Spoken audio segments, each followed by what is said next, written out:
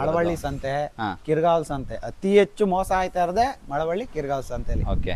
ಈ ಮರಿ ಏನ್ ಕಾಣಿಸ್ತೈತೆ 4 ದಿನದ ಮರಿ. ಓಕೆ. ನೋಡ್ಬೋದು ನೀವು ಯಾವ ತರ ಮರಿ ಐತೆ, ಕೊಳ್ಮಾಲೆ ಮುಖ, ವೈಟ್ ಫೇಸು, ಈ ಮಂಡಿ ಮೂಳೆ ಐತಲ್ಲ 4 ದಿನಕ್ಕೆ ಇಷ್ಟು ದಪ್ಪ ಐತೆ. ಸರ್ ಸುಮಾರು ಇದ್ರ ಆಧಾರದ ಮೇಲೆ ನಾವು ಮರಿ ನೋಡ್ಕೋತೀವಿ, ಬ್ರೀಡಿಂಗ್ ಬಿಟ್ಕೋತೀವಿ. ಯಾರು ಬೇಕಾದ್ರು ಹೇಳ್ಬೋದು, ಈಗೆಲ್ಲ ಬ್ರೋಕರ್ಗಳು ನಂದು 90% ಆ ಥರ ಪರ್ಸೆಂಟೇಜ್ ಏನಿಲ್ಲ ನಮ್ಮ ಬಂಡೂರಲ್ಲಿ. ಪ್ಯೂರ್ ಅಂದ್ರೆ ಇದೆ. ಇದು 4 ತಿಂಗಳು ಮರಿ. ಏನ್ ನೋಡ್ತಾ ಇದೀರಿ, 4 ತಿಂಗಳು ಮರಿ. ಕಾಲಲ್ಲಿ ನೋಡ್ತಾ ಇದೀರಲ್ಲ, ಅರ್ಧ ಅಡಿ ಐತೆ. ನೆಲದಿಂದ ಇದು ಕರೆಕ್ಟ್ ಆಗಿ 1 ಅಡಿ ಬರುತ್ತೆ. ಹಳೆ ಬ್ಲಡ್ ಲೈನ್ ಮೇಂಟೈನ್ ಮಾಡ್ಕೊಂಡ್ ಬಂದಿದ್ದಾರೋ ಅವ್ರ ಹತ್ರ ಒಂದೊಂದು ಕುರಿ ತಂದು. ಏನ್ ಕಾಸ್ಟ್ ಬೀಳ್ಬೋದು ಇದಕ್ಕೆ? ಈ ಸೆಟಪ್ ಕಾಸ್ಟ್ಗೆ ಅಂದ್ರೆ ಒಂದು 8 ಲಕ್ಷ ಖರ್ಚಾಗೈತೆ. ಎಷ್ಟು ವರ್ಷ ಎಕ್ಸ್ಪೀರಿಯನ್ಸ್ ಆಗಿದೆ? ನನಗೀಗ 3 ವರ್ಷ ಎಕ್ಸ್ಪೀರಿಯನ್ಸ್. ಈ ಫೀಡಿಂಗ್ ಅಲ್ಲೇ ಜಾಸ್ತಿ ಕ್ಯಾಲ್ಸಿಯಂ ಎಲ್ಲ ಇರೋದು. 70% ಹಸಿ ಮೇವಲ್ಲಿ ನೀರಿನಂಶ ಜಾಸ್ತಿ.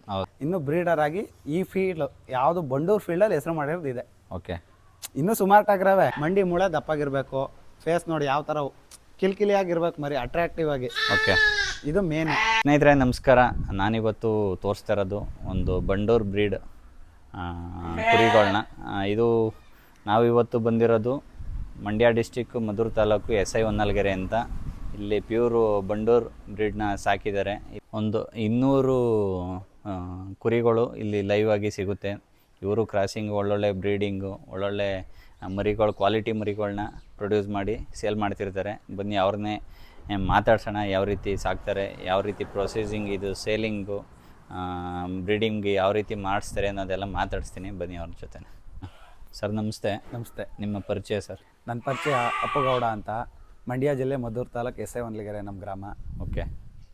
ಈ ಕುರಿ ಸಾಕಾಣಿಕೆ ಎಷ್ಟು ವರ್ಷದಿಂದ ಮಾಡ್ತಾ ಇದ್ದೀರಾ ನೀವು? ನಾವು ಆಲ್ಮೋಸ್ಟ್ ಈ ಕುರಿ ಸಾಕಾಣಿಕೆ ಒಂದು 3 ವರ್ಷದಿಂದಲೂ ಮಾಡ್ತಾ ಇದ್ದೀವಿ. ಓಕೆ. ಅದರಲ್ಲೂ ಈ ಬಂಡೂರ್ ಬ್ರೀಡ್ನ ಆಯ್ಕೆ ಏನಕ್ಕೆ ಮಾಡಿದ್ರಿ ಅಂತ? ಅಂದರೆ ಈಗ ನಾವು ಹೊರಗಡೆ ಹೋದಾಗೆಲ್ಲ ನಮಗೊಂದು ಕ್ರೇಜ್, ಈ ಬಂಡೂರ್ ತಳಿ ನೋಡ್ತಾ ಇದರ ಬಗ್ಗೆ ಒಂಥರ ಇಂಟ್ರೆಸ್ಟ್ ಜಾಸ್ತಿ ಆಯಿತು.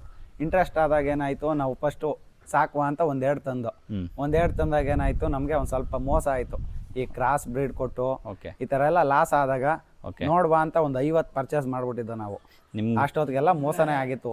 ಸೊ ನಾವು ಏನಾದರೂ ಮಾಡಿ ಒಳ್ಳೆ ಬ್ರೀಡ್ ಹುಡುಕಿ ಸೆಲೆಕ್ಟ್ ಮಾಡಿ ಉಳಿಸ್ಬೇಕು ಅಂತ, ಕ್ವಾಲಿಟಿ ಮೇಂಟೈನ್ ಮಾಡಬೇಕು ಅಂತ ಒಳ್ಳೆ ಬ್ರೀಡ್ನ ಸೆಲೆಕ್ಷನ್ ಮಾಡಿ ನಾವು ಈ ಬ್ರೀಡ್ನ ಉಳಿಸಿ ಮುಂದಕ್ಕೆ ತರ್ತಾ ಇದ್ದೀವಿ. ಈಗ ನಿಮಗೆ ಒಳ್ಳೆ ಕ್ವಾಲಿಟಿ ಸಿಕ್ಕಿರಲಿಲ್ಲ, ಈಗ ಒಳ್ಳೆ ಕ್ವಾಲಿಟಿ ನೀವು ಬ್ರೀಡ್ನ ಮೇಂಟೈನ್ ಮಾಡ್ತಾ ಇದ್ದೀರಾ? ಹೌದು. ಯಾಕೆಂದರೆ ನಾವು ಇದ್ರ ಬಗ್ಗೆ ತಿಳ್ಕೊಂಡು ಮುಂದುವರೆದಾಗ ನಮ್ಗೆ ಗೊತ್ತಾಗುತ್ತೆ ಪ್ಯೂರ್ ಯಾವುದು, ಕ್ರಾಸ್ ಯಾವುದು ಅಂತ.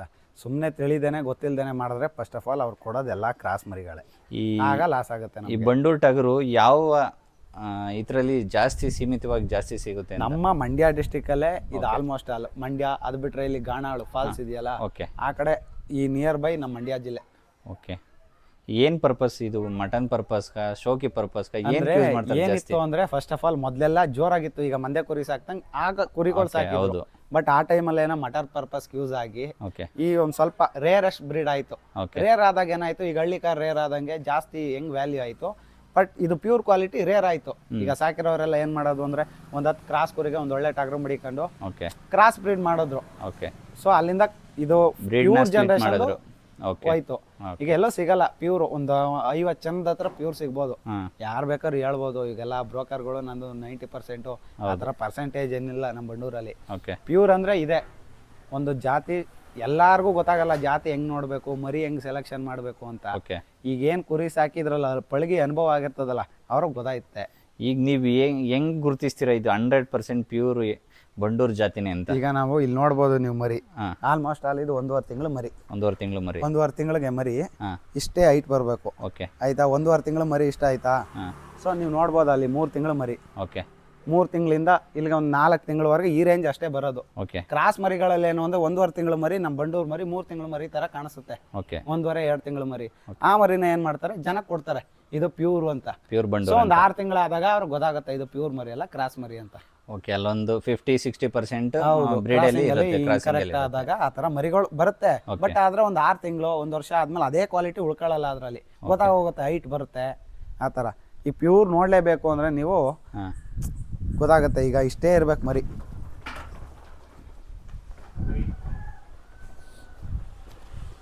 ಇದು 4 ತಿಂಗಳು ಮರಿ. ಏನ್ ನೋಡ್ತಾ ಇದೀರಿ, 4 ತಿಂಗಳು ಮರಿ. ಕಾಲಲ್ಲಿ ನೋಡ್ತಾ ಇದೀರಲ್ಲ, ಅರ್ಧ ಅಡಿ ಐತೆ. ನೆಲದಿಂದ ಇದು ಕರೆಕ್ಟ್ ಆಗಿ 1 ಅಡಿ ಬರುತ್ತೆ ಮರಿ. ಎಷ್ಟು ತಿಂಗಳು? 4 ತಿಂಗಳು. 4 ತಿಂಗಳು ಮರಿ ನೋಡಿ. ಕಾಲಲ್ಲಿ ಕೂದಲು ಇದು ಎಲ್ಲ ಹೇಳ್ಬೋದು 3 ತಿಂಗಳ ಮರಿ ಅಷ್ಟು ಬರುತ್ತೆ 4 ತಿಂಗಳ ಮರಿ ಬರುತ್ತೆ ಅಂತ. ಇದು ಮರಿ ಅಂದ್ರೆ. ಓಕೆ, ಈಗ ನೀವು ಸ್ವಲ್ಪ ಮೇಂಟೆನೆನ್ಸ್ ಕಡಿಮೆ ಮಾಡಿದ್ದೀರಾ. ಈಗ ಮೇಂಟೆನೆನ್ಸ್ ಮಾಡಿ ಒಳ್ಳೊಳ್ಳೆ ಮರಿಗಳನ್ನ ತೋರಿಸ್ತಿದ್ದಾರೆ. ಈಗ ತೋರಿಸಿ ಅವ್ರು ಸೇಲ್ ಮಾಡ್ತಿದಾರಲ್ಲ, ಅವ್ರಿಗೂ ನಿಮ್ಗೂ ಏನ್ ವ್ಯತ್ಯಾಸ ಸಿಗುತ್ತೆ? ನೋಡಿ, ಮೈನ ತೊಳೆದು ನೀಟಾಗಿ ಅದಕ್ಕೆ ಕಪ್ಪಿಕ್ಕಿ ದಾರ ಕಟ್ಟಿ ಇದೇ ಪ್ಯೂರ್ ಅಂತ ತೋರಿಸ್ತಾರೆ. ನಾವೇನ್ ಪ್ಯೂರ್ ಅಂತ ತೋರ್ಸೋದೇ ಬೇಡ, ಅಲ್ಲಿ ನಮ್ಮ ಮರಿ ನೋಡ್ದಕ್ಕೆ ಪ್ಯೂರ್ ಅಂತ ಗೊತ್ತಾಗ. ಹೌದು, ಈಗ ನೀವು ಮೇಂಟೆನೆನ್ಸ್ ಸ್ವಲ್ಪ ಕಡಿಮೆ ಆಗಿದೆ. ಮೇಂಟೆನೆನ್ಸ್ ಅಂತ ಅಲ್ಲ, ಈಗ ನಮ್ಮ ಫೀಲ್ಡ್ಗೆ ನಮ್ಮ ಹತ್ರ ಬಂದು ದುಡ್ಡು ಹಾಕೋರು ಯಾರು ಒಳ್ಳೆ ಕುರಿ ಸಾಕಿರ್ತಾರೆ, ಅವ್ರಿಗೊಂದು ನಾಲೆಜ್ ಇರ್ತದಲ್ಲ, ಅವ್ರು ಬಂದು ನಮ್ಮ ಹತ್ರ ಪರ್ಚೇಸ್ ಮಾಡ್ತಾರೆ. ಯಾಕೆಂದ್ರೆ ನಾನು ಪ್ರತಿಯೊಬ್ಬರ ಹತ್ರ ಯಾರ್ಯಾರು ಒಳ್ಳೊಳ್ಳೆ ಕುರಿ ಸಾಕಿದಾರೋ, ಹಳೆ ಬ್ಲಡ್ ಲೈನ್ ಮೇಂಟೈನ್ ಮಾಡ್ಕೊಂಡು ಬಂದಿದ್ದಾರೋ ಅವ್ರ ಹತ್ರ ಒಂದೊಂದು ಕುರಿ ತಂದು ನಾವು ಫಾರ್ಮ್ ಸೆಟಪ್ ಮಾಡಿ ಒಳ್ಳೆ ಮರಿಗಳನ್ನ ಹೊರಗಡೆ ಕೊಡ್ತಾ ಇರೋದು. ಯಾಕಂದ್ರೆ ಕ್ರಾಸ್ ಮರಿ ಕೊಟ್ಟಾಗ ನಮ್ಮ ಹೆಸರು ಉಳ್ಕೊಳ್ಳಲ್ಲ ಹೊರಗಡೆ. ಈಗಲೂ ನೀವು ಒಳ್ಳೊಳ್ಳೆ ಮರಿಗಳನ್ನ ಪರ್ಚೇಸ್ ಮಾಡ್ತೀರಾ? ಒಳ್ಳೊಳ್ಳೆ ಬ್ಲಡ್ ಲೈನ್, ಒಳ್ಳೆ ಬ್ಲಡ್ ಲೈನ್ ಎಲ್ಲಿ ಟಾಪ್ ಆದ ಮರಿ ಇತ್ತು ಅಂತ ಮರಿನೇ ತಗೊಬಂದು ನಾವಿಲ್ಲಿ ಸಾಕಿ ಅದನ್ನ ಇಂಪ್ರೂವ್ಮೆಂಟ್ ಮಾಡಿ ಓನ್ಲಿ ಪ್ಯೂರ್ ಕ್ವಾಲಿಟಿ ಮೇಂಟೈನ್ ಮಾಡ್ತೀರಾ? ಹೌದು. ಈ ರೀಸೇಲ್ ಈ ತರ ಎಲ್ಲ ಮಾಡಕ್ ಆಗಲ್ಲ, ಯಾಕೆಂದ್ರೆ ಆಗ ನಮ್ಮ ಹೆಸರು ಹಾಳಾಗುತ್ತೆ. ಹೌದು. ನಾವೇನ್ ಮಾಡ್ಬೇಕು ಅಂದ್ರೆ ನಾವ್ ಈ ತರ ಮೇಂಟೈನ್ ಮಾಡಿದಾಗ ನೀವು ನೋಡ್ಬೋದು ಆ ಮರಿ ಎಷ್ಟು ಹೈಟ್ ಐತೆ. ಹೌದು. ಆ ಮರಿ ಮೇಲೆ ಡಿಪೆಂಡ್ ಆಗುತ್ತೆ. ಫುಲ್ ಆಕ್ಟಿವ್ ಆಗಿದೆ ಅದು. ಫುಲ್ ಆಕ್ಟಿವ್ ಆಗಿ ಎಷ್ಟು ಹೈಟ್ ಮೇಲೆ ಡಿಪೆಂಡ್. ನಮ್ಮಲ್ಲಿ ಬಂಡೂರು ಅಂದ್ರೆ ಮೇನ್ ಹೈಟ್. ಹೌದು. ಎಷ್ಟೇ ಕುರಿ ಎಷ್ಟೇ ಉದ್ದ ಏನೇ ಇದ್ರು ಗೊತ್ತಾಗೋಯ್ತೆ ಇದು ಬಂಡೂರು ಇದು ಕ್ರಾಸು ಅಂತ. ಅದ್ರಲ್ಲೇನು ಸಂಶಯನೇ ಇಲ್ಲ.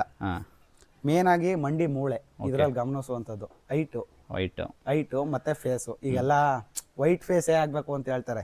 ನನ್ನ ಹತ್ರ ನೋಡ್ಬೋದು ನೀವು, ಆಲ್ಮೋಸ್ಟ್ ಆಲು 70% ರೆಡ್ ಇದ್ದೇ ಫುಲ್ ವೈಟ್ ಮರಿಗಳನ್ನ ಪ್ರೊಡ್ಯೂಸ್ ಮಾಡ್ತದೆ. ಅದು ಟಗರ್ ಮೇಲೆ ಬ್ಲಡ್ ಲೈನ್ ಮೇಲೆ ಹೋಯ್ತವೆ ಮರಿಗಳು ಕುರಿಗಳು ಸೆಲೆಕ್ಷನ್ ಮಾಡೋದ್ರ ಮೇಲೆ. ಹೌದು ಸರ್. ಈ ಬ್ರೀಡಲ್ಲಿ ಎಷ್ಟು ಜಾತಿ ಮರಿಗಳಿದಾವೆ ಸರ್? ಇವು ನಮ್ಮಲ್ಲಿ ಪ್ರಾಪರ್ ಆಗಿ ನಮ್ಗೆ ಹಳಬ್ರು ಏನ್ ಹೇಳ್ಕೊಟ್ಟಿದಾರೋ ಆ ಪ್ರಕಾರ ಒಂದು 5 ತಳಿ ಇದೆ. ನಾವು ಗುರ್ತಿಸ್ಕೋಬಹುದು ಸಾಮಾನ್ಯವಾಗಿ, ಎಲ್ರಿಗೂ ಗೊತ್ತಾಗಲ್ಲ. ಯಾವ್ದಾವ್ದು ಆ ತಳಿಗಳು? ಉಚ್ ಕುರಿ, ಸಿರಿ ಕುರಿ, ಕಪ್ನಿ ಕುರಿ, ಕೊನ್ನರೆ ಕುರಿ, ಒಟ್ನವನ್ ಕುರಿ, ಈ ತರ ಪ್ರಭೇದಗಳ ಮಾಡಿ ನಮ್ಮಲ್ಲೇ ಏನಿದೆ ಅದನ್ನ ಬಿಟ್ಕೊಂಡವ್ರೆ.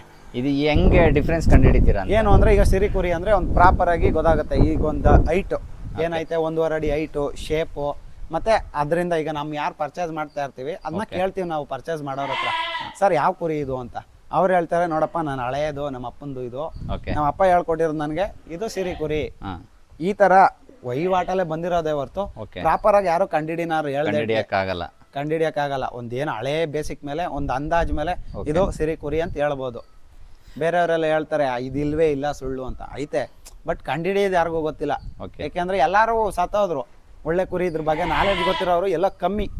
ನಾಲೆಡ್ಜ್ ಗೊತ್ತಿರೋರು ಮಾತ್ರ ಕಂಡಿಡಿಯಕ್ಕಾಗೋದು. ಓಕೆ. ಈ ಸರ್ಕಾರದಿಂದ ಈ ತಳಿ ಉಳಿಸೋದಕ್ಕೆ ಏನಾದ್ರು ಪ್ರಯತ್ನ ಮಾಡ್ತಾರೆ? ಯಾವುದೇ ಪ್ರಯತ್ನ ಇಲ್ಲ.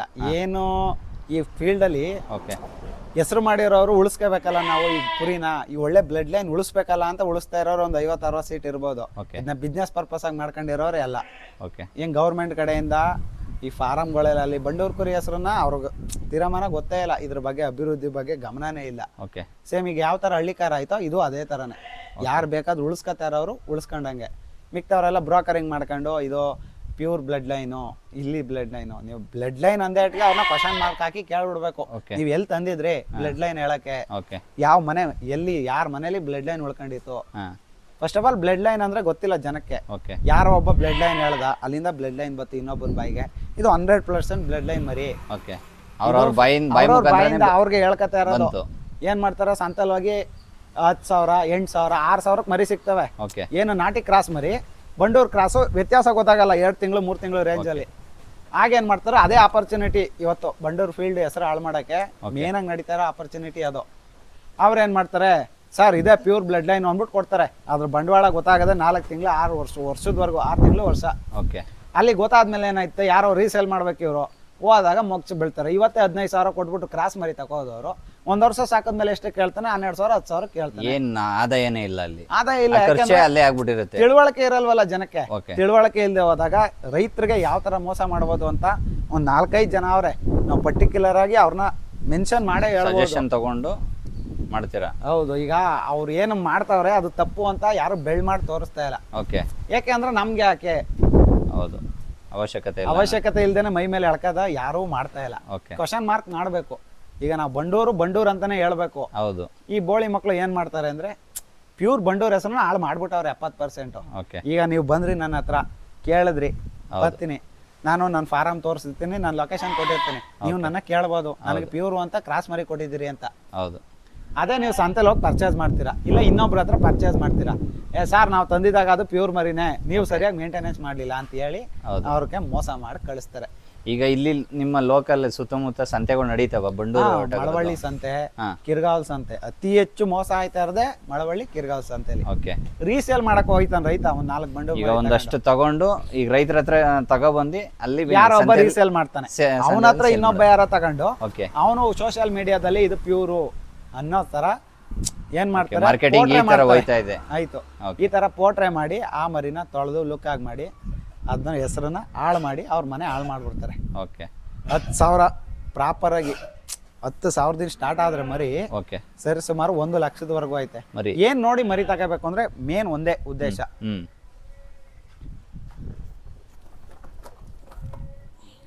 ನೋಡ್ಬೋದು ನೀವು ಈ ಮರಿಲಿ, ಈ ಮರಿ ಸರಿ ಸುಮಾರು 2.5 ತಿಂಗಳು ಮರಿ. ಓಕೆ, ಈಗ ನೋಡ್ತಾ ಇದ್ದೀರಾ, ಇದು 2.5 ತಿಂಗಳು ಮರಿ. ನೀವು ಒಂದೊಂದೇ ಉದಾಹರಣೆ ಕೊಡ್ತೀನಿ. 2.5 ತಿಂಗಳಿಂದ ಮರಿ ಸ್ಟಾರ್ಟ್ ಆದದ್ದು ಈ ರೇಂಜ್ ಬರೋದಕ್ಕೆ 4 ತಿಂಗಳು. 4 ತಿಂಗಳಿಗೆ ನೀವು ನೋಡಿದ್ರ ಆ ಮರಿಗೂ ಈ ಮರಿಗೂ ಕಾಲಲ್ಲಿ ಏನು ಡಿಫರೆನ್ಸ್? ಹೌದು, ಗ್ರೋತ್ ಆಗಿದೆ, ಇದು ಹಂಗೇನೆ ಗ್ರೋತ್ ಆಗೈತೆ. ಆ ಕಾಲಲ್ಲಿ ಸ್ವಲ್ಪ ಇನ್ನೂ ಜಾಸ್ತಿ ಆಗಿದೆ, ಡೆವಲಪ್ಮೆಂಟ್ ಜಾಸ್ತಿ ಆಯ್ತಾ ಗೊತ್ತಾಯ್ತೆ. ನೀವೀಗ 2 ತಿಂಗಳು ಮರಿಲಿ ತೋರಿಸ್ತೀನಿ ನಮ್ಗೆ.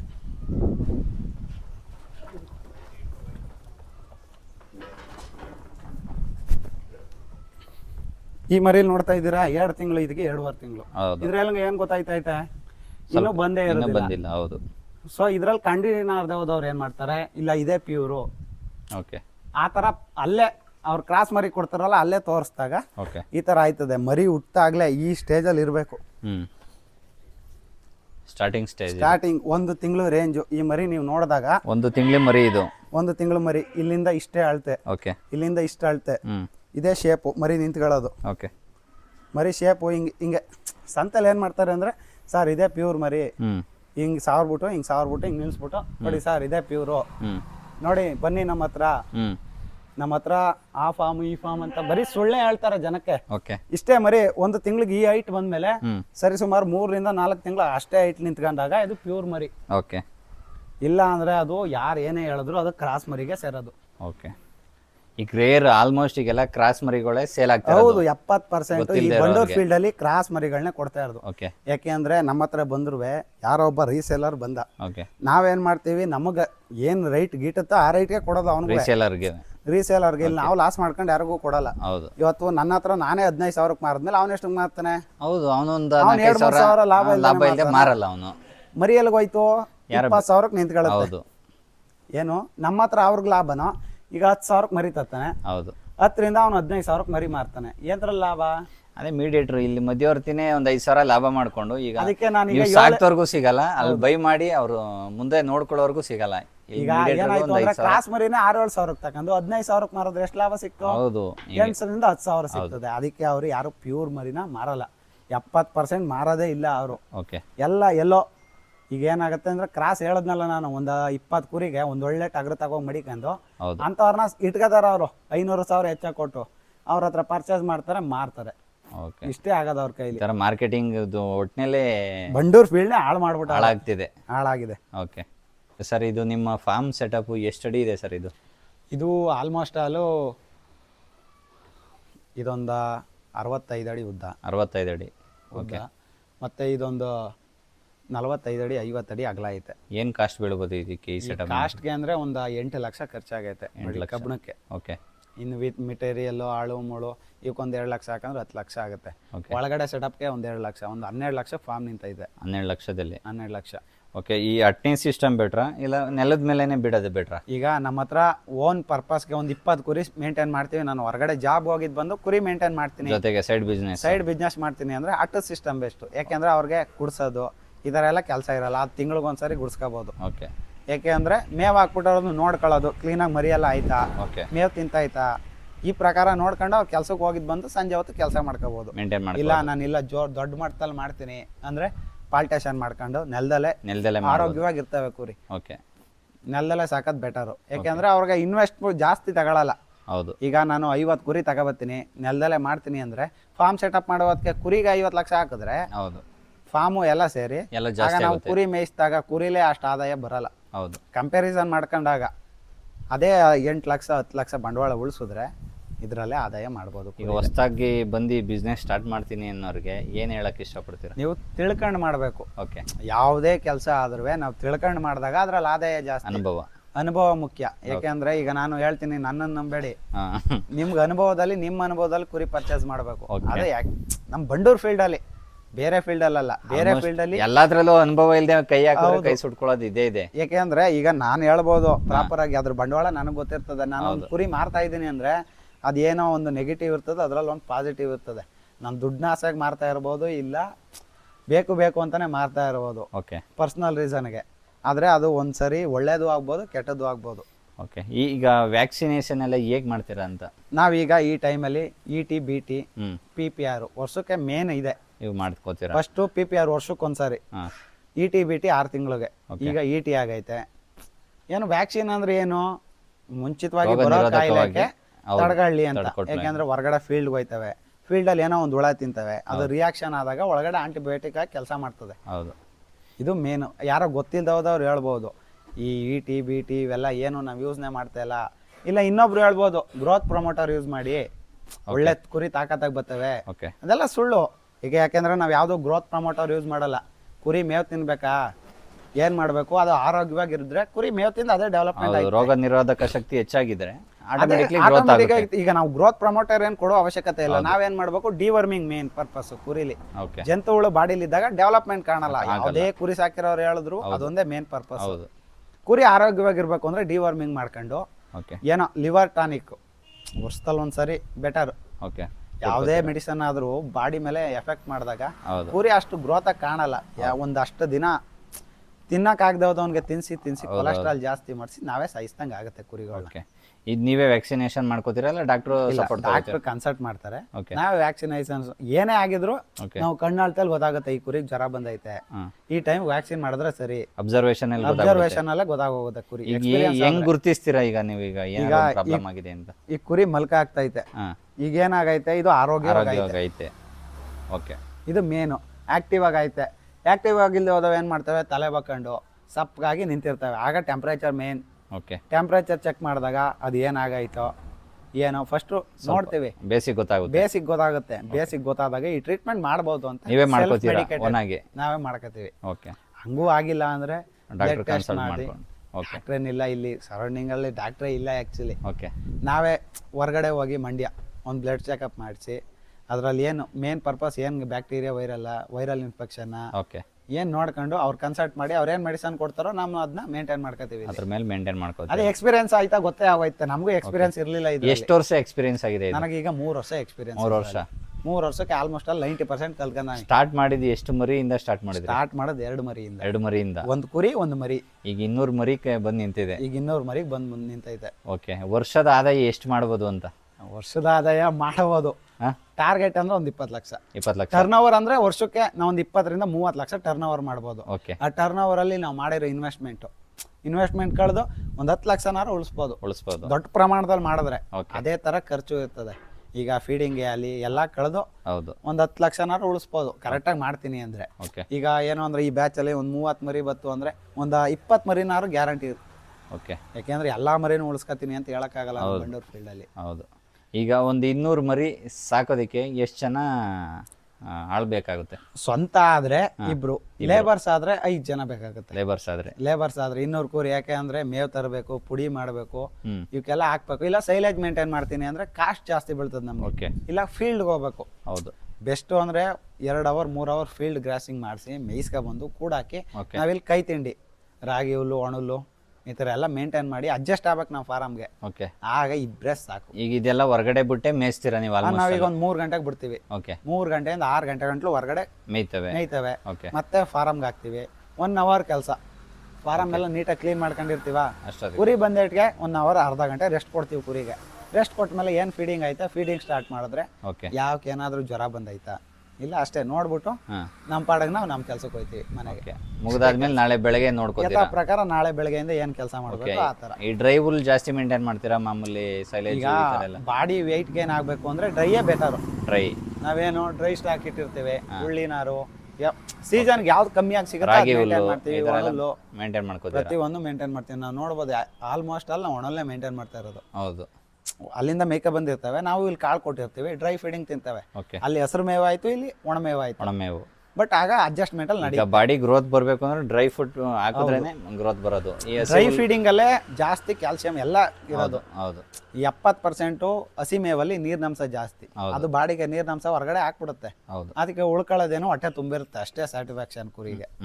ಈಗ ಸೈಲೇಜ್ ಎಲ್ಲ ಮೇಂಟೈನ್ ಮಾಡ್ತೀನಿ ಅಂದ್ರೆ, ಸೈಲೇಜ್ ಮಾಡ್ತೀನಿ ಅಂದ್ರೆ ಈಗ ಹೊರಗಡೆ 6 ರೂಪಾಯಿಗೆ ಸಿಗುತ್ತೆ 1 kg ಸೈಲೇಜ್. ಓಕೆ. ಒಂದು ಕುರಿಗೆ 1.5 ರಿಂದ 2 kg ತಗೊಳುತ್ತೆ ಒಂದ್ ದಿನಕ್ಕೆ. 2 kgಗೆ 12 ರೂಪಾಯಿ ಆಯ್ತು. ನಾವಿಲ್ಲಿ ಮೇಂಟೆನೆನ್ಸ್ ಒಂದು ಕುರಿಗೆ 12 ರೂಪಾಯಿ ಆಯ್ತು ಅಂದ್ರೆ 200 ಕುರಿಗೆ ಎಷ್ಟಾಯ್ತು ಲೆಕ್ಕಾಚಾರ ದಿನಕ್ಕೆ. ಅಲ್ಲಿದಲ್ಲೇ ಆದಾಯ ಎಕ್ಸ್ಪೆಕ್ಟ್ ಮಾಡೋಕ್ಕಾಗಲ್ಲ ಅನ್ಕೊಂಡಿದ್ದು. ಅದಕ್ಕೆ ರಾಗಿ ಹುಲ್ಲು ಈ ಥರ ಹೊರಗಡೆ, ಯಾಕೆಂದ್ರೆ ನಾವು ಮಾಡ್ತಾ ಇರೋ ಕಷ್ಟಪಡ್ತಾ ಇದ್ದೀವಿ ಹೆಂಗಿದ್ರು, ಇನ್ನೊಂದು 2 ಅವರ್ ಇದಕ್ಕಾಗೆ ಇಟ್ಟಾಗ ನಮಗೆ ಹೆಚ್ಚುವಾಗಿ ಲಾಭ ಸಿಗ್ತದೆ. ಓಕೆ ಸರ್, ಈ ಟಗರು ವಿಶೇಷತೆ ಏನಿದೆ ಸರ್ ಇದು? ಈ ಟಗರು ಓಕೆ ಬೆಂಗಳೂರು BC ಫಾರ್ಮಲ್ಲಿ ಕೃಷಿ ಮೇಳದಲ್ಲಿ ಓಕೆ ಶ್ರೀರಂಗಪಟ್ಟಣದವರು ಪರ್ಚೇಸ್ ಮಾಡಿದ್ರು. ಎಷ್ಟಕ್ಕೆ? 2,01,000 ರೂಪಾಯಿಗೆ. ಓಕೆ. ಇದೇ ನಂಬರ್ 1 ಟಗರು ಹೆಸರು ಮಾಡಿರೋವಂಥದ್ದು. ಓಕೆ. ಇದು ಸರಿಸುಮಾರು 11 ವರ್ಷ ಆಗೈತೆ ಟಗರು ಬಂದು. 11 ವರ್ಷ ವಯಸ್ಸಾಗಿದೆ ಇದಕ್ಕೆ. 11 ವರ್ಷ ವಯಸ್ಸಾಗೈತೆ. ಓಕೆ. ಇನ್ನು ಬ್ರೀಡರ್ ಆಗಿ ಈ ಫೀಲ್ಡ್ ಯಾವುದು ಬಂಡೂರು ಫೀಲ್ಡಲ್ಲಿ ಹೆಸರು ಮಾಡಿರೋದು ಇದೆ. ಓಕೆ. ಇನ್ನೂ ಸುಮಾರು ಟಗರವೆ ಇಷ್ಟು ಹೆಸರು ಮಾಡಿರೋದು ಇದೆ. ನಿಮ್ಮ ಹತ್ರಕ್ಕೆ ಬಂದು ಎಷ್ಟು ವರ್ಷ ಆಯಿತು? ನಮ್ಮ ಹತ್ರಕ್ಕೆ ಬಂದು 2 ವರ್ಷ ಆಯಿತು ಸರ್. 1-2 ಬ್ರೀಡ್ ತೆಗ್ದಿದ್ದೀರಾ? ಒಳ್ಳೆ ಬ್ರೀಡ್ ಆಗೈತೆ ನಮ್ಮ ಹತ್ರ. ಓಕೆ. ಈಗೇನು ಇದು ಮತ್ತೆ ಈಗ ಸೇಲ್ ಮಾಡೋದು ಏನಿಲ್ಲ? ಸೇಲ್ ಮಾಡೋ ಉದ್ದೇಶನೇ ಇಲ್ಲ. ಓಕೆ. ಒಂದು ಕ್ರೇಜ್ ಇದ್ರೆ ನಮ್ಮ ಹತ್ರ. ಓಕೆ. ಏನಂದ್ರೆ ಇದೇನು ಮಾರ್ಬಿಡ್ಬೋದು, ದೊಡ್ಡದಲ್ಲ, ಇದ್ರ ಕೈಲಿ ಏನೂ ಆಗಲ್ತು ಅಂತ. ಬಟ್ ಅದು ಮಾಡಿರೋ ಹೆಸರು ಓಕೆ ಉಳ್ಕೊಳ್ಳಲ್ಲ. ಆಗ ಹೆಸರು ಉಳಿಸ್ದಂಗೆ ಹೆಸರಿಗೋಸ್ಕರನೇ ನಾವು ಅದನ್ನ ಇಟ್ಕೊಂಡಿರೋದು. ಓಕೆ. ಇದರಿಂದನೂ ನಿಮ್ಮ ಫಾರ್ಮ್ಗೆ ಒಂದು ಕಳೆ ಇದ್ದಂಗೆ. ಕಳೆ ಇದೊಂಥರ ಲೀಡರ್ ಇದ್ದಂಗೆ, ಮೇನ್ ಲೀಡರ್ ಇದು. ಓಕೆ. ಏನು ಹೆಸರು ಮಾಡೈತಿ ಇದು ಅಂತ? ಈಗ ಏನಂದ್ರೆ ಬಂಡೂರು ಫೀಲ್ಡಲ್ಲಿ ಒಳ್ಳೆ ಮರಿನ ಪ್ರೊಡ್ಯೂಸ್ ಮಾಡಿ ಹೊರಗಡೆ ಕೊಟ್ಟೈತೆ. ಓಕೆ. ಇದ್ರ ಮರಿ ಅಂತ ಹೇಳಿದ್ರೆ ಅದಕ್ಕೊಂದು ವ್ಯಾಲ್ಯೂ. ಓಕೆ. ಅರ್ಥ ಆಯ್ತಾ? ಈಗೇನು ಅಂದ್ರೆ ಎಲ್ಲ ಕುರಿ ಎಲ್ಲ ಟಗರು ಒಳ್ಳೆ ಮರಿಗಳನ್ನ ಪ್ರೊಡ್ಯೂಸ್ ಮಾಡಿ ಕೊಡಲ್ಲ. ಹೌದು. ಆ ಥರ ಇದು ಒಂದು ಏಜ್ಗೆ ಬಂದ್ಮೇಲೆ ಮರಿಗಳನ್ನ ಹೌದು ಪ್ರೊಡ್ಯೂಸ್ ಮಾಡಿ ಹೆಸರು ಮಾಡ್ಕೊಂಡೈತೆ ತನಕ್ ತಾನೇ ಈ ಫೀಲ್ಡಲ್ಲಿ. ಯಾರೇ ಕೇಳಿದ್ರು ಇದ್ರ ಹೆಸರ ಮುದ್ದಾಗ್ರ ಮುನಿಯಪ್ಪಂದು ಅಂತ ಹೇಳಿದ್ರೆ ಹೇಳ್ಬಿಡ್ತಾರೆ ಯಾರು ಬೇಕಾದ್ರು. ಓಕೆ. ಇದು ಈರುಳ್ಳಿ ರವಿ ಅನ್ನೋರು ಪರ್ಚೇಸ್ ಮಾಡಿದ್ರು, ಅವರಿಂದ ನಮಗೆ ಪರ್ಚೇಸ್ ಆಯ್ತು. ಇದು ನಮ್ದೇ ಫೈನಲ್. ನೀವು ಎಷ್ಟಕ್ಕೆ ಪರ್ಚೇಸ್ ಮಾಡಿದ್ರಿ? ನಾವು 50,000 ಕೊಟ್ಟು ತಗೊಂಡಿದ್ದೆ. 50,000. ಈ ಮರಿ ಏನ್ ಕಾಣಿಸ್ತೈತೆ 4 ದಿನದ ಮರಿ. ಓಕೆ. ನೋಡ್ಬೋದು ನೀವು ಯಾವ ತರ ಮರಿ ಐತೆ. ಕೊಳ್ಮಾಲೆ ಮುಖ, ವೈಟ್ ಫೇಸು, ಈ ಮಂಡಿ ಮೂಳೆ ಐತಲ್ಲ 4 ದಿನಕ್ಕೆ ಇಷ್ಟು ದಪ್ಪ ಐತೆ. ಸರಿ ಸುಮಾರು ಇದ್ರ ಆಧಾರದ ಮೇಲೆ ನಾವು ಮರಿ ನೋಡ್ಕೋತೀವಿ, ಬ್ರೀಡಿಂಗ್ ಬಿಟ್ಕೋತೀವಿ. ಏನೋ ಇಷ್ಟು ದಪ್ಪ ಐತೆ, ಇದ್ರ ಬ್ಲಡ್ ಲೈನ್ ಎಲ್ಲಿದೋ, ನಾವು ಕುರಿ ಅಲ್ಲಿಂದ ತಂದಿದ್ದೋ, ಒಂದು ಅಂದಾಜಲ್ಲಿ ನಮ್ಗೆ ಈಗ ಹುಟ್ಟಾಗ್ಲೇ ಮರಿ ಗೊತ್ತಾಗೋಯ್ತೆ. ನೋಡ್ಕೊಂಡು ಇದು ನಂಬರ್ 1 ಮರಿ ಅದೇ ಆಗುತ್ತೆ. ಆ ಲೆಕ್ಕಾಚಾರದ ಮೇಲೆ ನಾವು ಯಾರಿಗೂ ಕೊಡದೇನೆ ನಾವೇ ಇಟ್ಕೊಂಡು ಬ್ರೀಡ್ ಉಳಿಸ್ತೀವಿ. ಈ ತರ ನಾವು ಆಲ್ರೆಡಿ ಒಂದು 4-5 ಮಾಡಿ ಹೊರಗಡೆನೂ ಕೊಟ್ಟಿದ್ದೀವಿ. ಈಗ ನಮ್ಮ ಹತ್ರ ಇನ್ನೊಂದು ಐತೆ. ಬ್ರೀಡಿಂಗ್ ಪರ್ಪಸ್ ಯೂಸ್ ಮಾಡ್ಕೋತೀವಿ, ಸೇಲ್ ಮಾಡಲ್ಲ. ಸೇಲ್ ಮಾಡಲ್ಲ. ಓಕೆ ಸರ್, ಈಗ ಮೇವಿನ ಮೇಂಟೆನೆನ್ಸ್ ಎಲ್ಲ ಹೆಂಗ್ ಮಾಡ್ತೀರಾ ಅಂತ? ಈ ಕಡೆ ಎಲ್ಲ ನಮ್ಮ ಕಡೆ ಎಲ್ಲ ಇದೆ ಜಾಸ್ತಿ. ಬೇಬಿ ಕಾರ್ನ್ ಬೆಳಿತಾರೆ. ಬೆಳೆದಾದ್ಮೇಲೆ ನಾವೇನು ಸ್ವಲ್ಪ ಬೆಳಿತೀವಿ. ನಮ್ಗೇನು ತಿಂಗಳು ಮೇಂಟೆನೆನ್ಸ್ಗೆ ಮನೇಲಿ ಏನು ಮರಿಗಳಿರ್ತವೆ ಮತ್ತೆ ಕುರಿಗಳಿಗೆ ಏನು ಬೇಕು ಒಂದು ಲೆಕ್ಕಾಚಾರದ ಮೇಲೆ ನಾವೇ ಪರ್ಚೇಸ್ ಮಾಡಿ ನಮ್ದೇ ಓನ್ ವೆಹಿಕಲ್ ಅಲ್ಲಿ ಕುಯ್ಕೊಂಬಂದು ಹಾಕತ್ತೀವಿ. ಈ ಕಟಿಂಗ್ ಮಾಡಿ ಹಾಕ್ತೀರಾ? ಕಟಿಂಗ್ ಮಾಡಿ ನಾವು ಎಲ್ಕ ಫೀಡಿಂಗ್ ಮಾಡ್ತೀವಿ ನೈಟ್ ಹೊತ್ತು. ಓಕೆ. ಈಗೇನು ಬೆಳಗಡೆ ಅಲ್ಲಿ ಇನ್ನೊಂದು ಫಾರಮ್ ಐತಲ್ಲ, ಆ ಫಾರಮ್ಗೆ ಎಷ್ಟು ಬೇಕು ಅಷ್ಟು ಇಟ್ಕೊಂಡು ಇಲ್ಲಿ ಮನೇಲೇ ಇರೋ ಟಗರು ಮರಿಗಳಿಗೆ ಎಷ್ಟು ಬೇಕು ಆದಾಯ ನೋಡ್ಕೊಂಡು ಅದ್ರ ಮರಿಗಳಿಗೆ ಅವರೇಜ್ ಒಂದು ಮರಿಗೆ ಇಷ್ಟು ಕೊಡ್ಬೋದು ಅಂತ ನಾವೇ ಫೀಡಿಂಗ್ ಮಾಡ್ತೀವಿ ಅಲ್ಕ. ಓಕೆ. ನೈಟ್ ಬಂದಾಗ ಇದನ್ನು ಫೀಡಿಂಗ್ ಅದೊಂದು ಫೀಡಿಂಗು, ಅದೊಂದು ಸ್ಟೆಪ್ಪು. ಎಲ್ಲದಕ್ಕೂ ಕಾಣಿಗಳಿಗೆ ಸುರಿದ್ಬಿಟ್ರೆ ಅದಾಗ ಅದೇ ಮೇಯ್ಕತ್ತವೆ ಎಲ್ಲ. ಈಗ ತಿಂಡಿ ಎಲ್ಲ ಏನೇನು ತಿಂಡಿ, ಕೈ ತಿಂಡಿ ಏನು ಕೊಡ್ತೀವಿ? ನಾವು ಕೈ ತಿಂಡಿ ಫಸ್ಟ್ ಕುರಿ ಬಂದು ಫಾರ್ಮ್ಗೆ ಏನು ಸೇರಿದ್ಮೇಲೆ 1 ಅವರ್ ರೆಸ್ಟ್ ಆದಮೇಲೆ ಕುರಿಗಳೆಲ್ಲ ಸಪ್ರೇಟ್ ಪಾಲ್ಟೇಷನ್ ಮಾಡಾದ್ಮೇಲೆ ಎಲ್ಲ ನೀಟಾಗಿ ರೆಡಿ ಮಾಡಿ ನೀರು ಕೊಡ್ತೀವಿ ಫಸ್ಟು. ನೀರೆಲ್ಲ ಕುಡ್ದಾದ್ಮೇಲೆ ಕಾಳು, ಉಳ್ಳಿ, ಜೋಳ, ಅಕ್ಕಿ, ಹಿಂಡಿ, ಕಡಲೆ ಬೂಸ, ಎಲೆ ಬೂಸ ಮಿಕ್ಸ್ ಕೊಡ್ತೀವಿ. ಅವು ತಿಂದಾದ್ಮೇಲೆ ಒಣಹುಲ್ಲು, ರಾಗಿ ಹುಲ್ಲು ಇದ್ರೆ ರಾಗಿ ಹುಲ್ಲು. ತುಂಬಾ ಡ್ರೈ ಸೀಸನ್ ಆಯ್ತು ಅಂದ್ರೆ ಹಸಿ ಮೇವು. ಹೊರಗಡೆ ಡ್ರೈ ಮೇವು ಸಿಕ್ತಾಗ ಹಸಿ ಕೊಡ್ತೀವಿ. ಹೊರಗಡೆ ಫುಲ್ ಹಸಿ ಸಿಕ್ತಾಗ ಒಣಹುಲ್ಲು. ಸೀಸನ್ ತಕ್ಕನಾಗಿ ಮೇಂಟೈನ್ ಮಾಡಿದ್ರೆ ಚೆನ್ನಾಗಿರ್ತದೆ. ಓಕೆ. ಈ ಮರಿ ಎಷ್ಟು ತಿಂಗಳು ಮರಿ ಸರ್ ಇದು? ಇದು 1 ತಿಂಗಳು ಮರಿ ಸರ್. ಓಕೆ. ನಿಮ್ಮ ಫಾರ್ಮ್ಗೆ ಟಾಪ್ ಮರಿನಾ ಇದು? ಹೌದು, ಫಾರ್ಮಲ್ಲೇ ಟಾಪ್ ಮರಿಗಳು ಈ ಥರ ಪ್ರೊಡ್ಯೂಸ್ ಆಗವೆ. ಈ ಥರ ಮರಿಗಳ ಟಾಪ್ ಮರಿ ಅಂದ್ರೆ ಹಿಂಗೆ ಕಾಣಬೇಕು. ಓಕೆ. ಹೌದು, ಇದೇ ಟಾಪ್ ಮರಿ. ಇದೇ ಟಾಪ್ ಮರಿ.